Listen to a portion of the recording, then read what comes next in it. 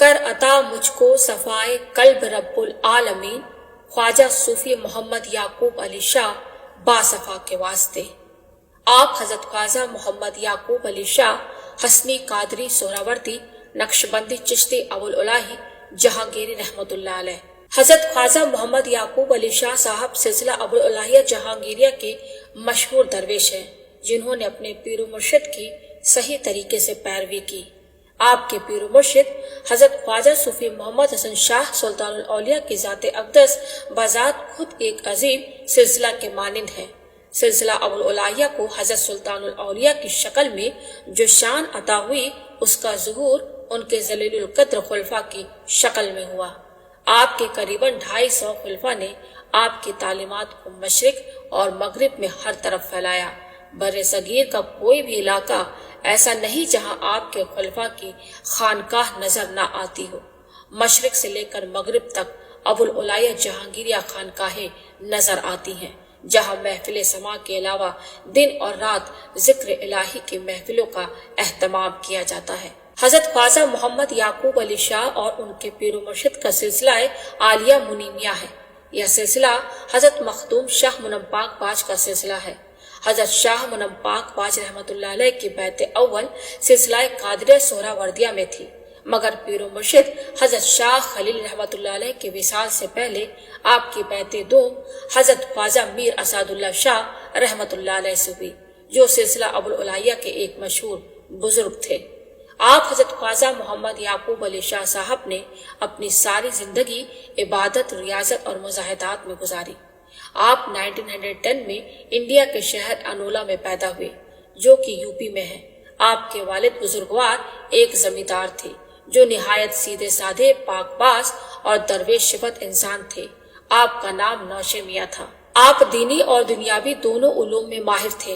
حضرت خواجہ محمد یعقوب علی شاہ نے اپنے علاقے کے کالج سے انٹرنس کا امتحان پاس کیا اور بعد میں مولوی فاضل، منشی فاضل، کامل اور اردو، عربک، فارسی اور ہندی سنسکرت میں اعلیٰ امتحانات پاس کیے۔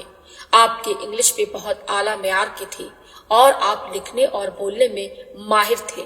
تعلیم کے دوران آپ نے تصوف، اسلامی فلسفہ اور فقہ کی بھی گہرائی سے تحقیق کی۔ کچھ تعلیم آپ نے انولا شہر میں حاصل کی، باقی تعلیم ضلع بریلی کے شہر فرید پور میں حاصل کی۔ یہاں آپ اپنے خالو کے گھر میں رہتے تھے۔ تعلیم مکمل کرنے کے بعد آپ فرید پور تحصیل میں محکمہ انہار میں ملازم ہو گئے۔ ہر اتوار اور چھٹی کے دن فرید پور آتے تھے۔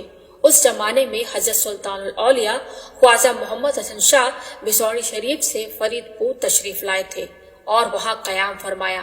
آپ نے فرید پور کو آستانہ شانی قرار دیا اور یہاں کافی دن تک قیام فرمایا۔ ان دنوں فرید پور میں اعلیٰ حضرت خواجہ محمد حسن شاہ صاحب کی دھوم مچی ہوئی تھی۔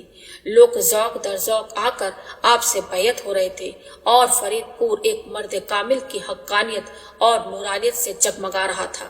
آخرکار ایک دن ان نورانی کرنوں نے حضرت خواجہ محمد یعقوب علی شاہ کے قلب سلیم کا احاطہ کر لیا اور اس مرد قلندر کی نگاہوں کی مقناطیسیت نے آپ کو اپنی طرف کھینچ لیا۔ یہ قریباً 1929 کا واقعہ ہے۔ 1933 میں آپ نے چلہ برگین ادا کیا تھا۔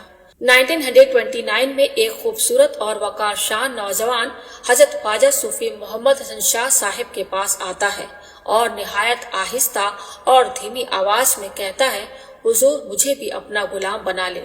حضرت خواجہ محمد حسن شاہ صاحب اس نوجوان کو دیکھ کر بہت خوش ہوئے اور فوراً ہی بیعت کی نعمت سے سرفراز فرمایا۔ اس طرح آپ داخل سلسلہ ہوئے۔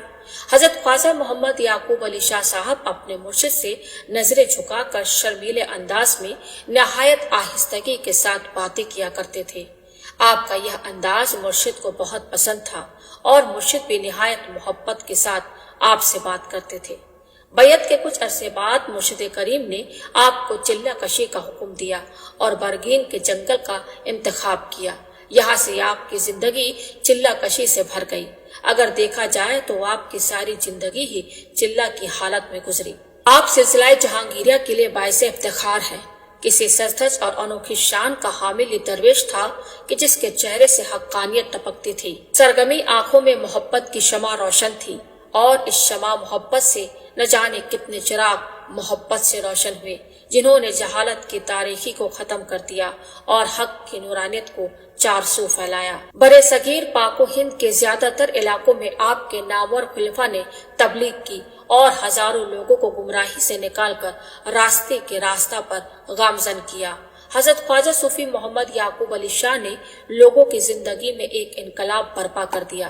معاشرے کے پھٹکارے ہوئے لوگ، چور، ڈاکو، شرابی، جواری اور بات بات پر لڑنے والے لوگ جب آپ کے مرید ہوئے تو کچھ مدت میں ان کا حلیہ ہی بدل گیا۔ تہبند، سفید کرتا، سفید ٹوپی اور داڑھی کے ساتھ نہایت پارسا اور باشرح صوفی بن گئے۔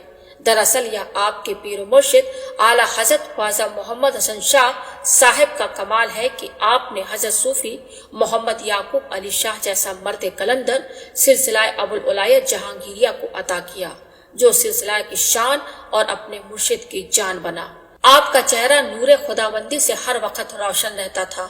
اللہ کی محبت میں ڈوبی ہوئی پرخمار آنکھیں اور ان کی مقناطیسیت لوگوں کے دلوں کو اپنی طرف کھینچتی تھی۔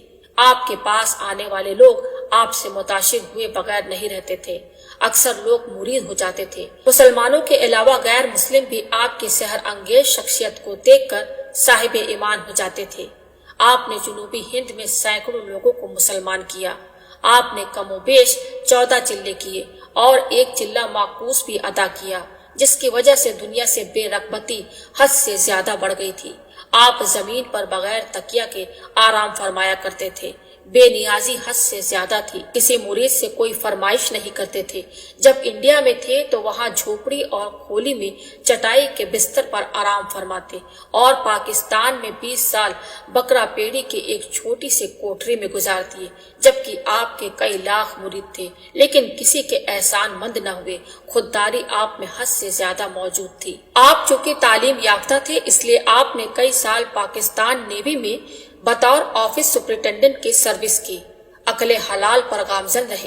پھر مریدوں کی آہوزاری اور ان کے اصرار پر آپ نے نوکری سے استعفیٰ دے دیا۔ آستانے کی زمین بھی اپنے ہی پیسوں سے خریدی، مریدوں سے ایک ڈھیلا بھی نہیں لیا۔ یہ تھی خودداری جو ایک مرد کامل کی صفت ہے۔ مرد مومن اور اللہ کے درویش اللہ ہی پر بھروسہ کرتے ہیں اور اللہ ہی سے مانگتے ہیں۔ آپ فرماتے تھے کہ فقیر کے ہاتھ اللہ کے سوا کسی غیر اللہ کے سامنے دراز نہیں ہوتا۔ آپ نبی کریم صلی اللہ علیہ وسلم کی مکمل پیروی کرتے تھے۔ بقول میر تقی میر، آگے کسی کے کیا کرے دست تمہا دراز، وہ ہاتھ سو گیا ہے سرہانے دھرے دھرے۔